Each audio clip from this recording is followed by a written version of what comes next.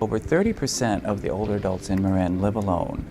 As people go through the aging process, they can become more isolated, they can become more trusting of people that perhaps they shouldn't be trusting of, and it's a situation where financial abuse can easily take place.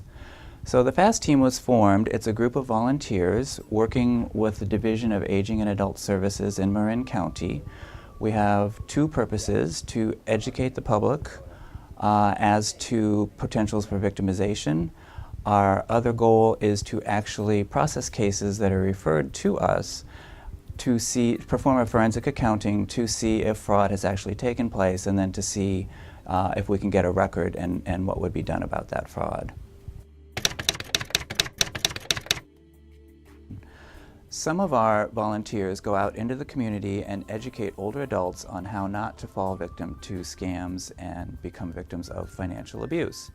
We go to diverse locations such as mobile home parks, senior centers, town halls, and assisted living facilities. The more places that the team goes to educate the public, the more requests we get to do so.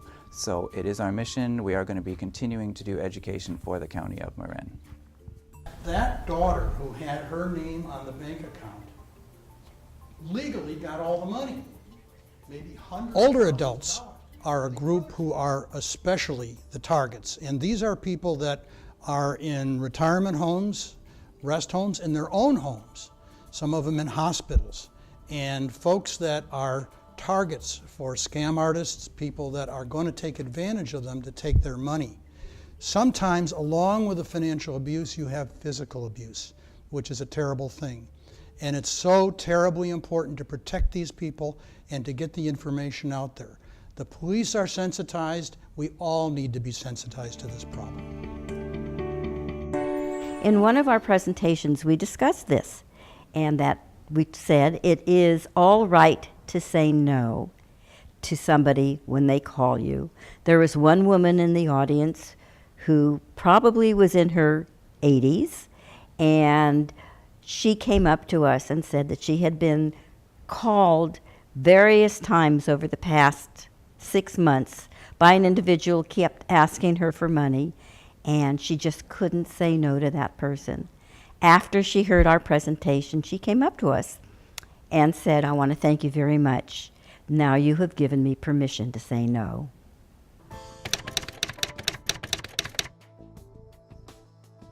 The other part of the team's goal is to perform forensic accountings on cases in which we suspect there is fraud, and we use the team to actually go through the documents and see if we have a case for prosecution of the fraud.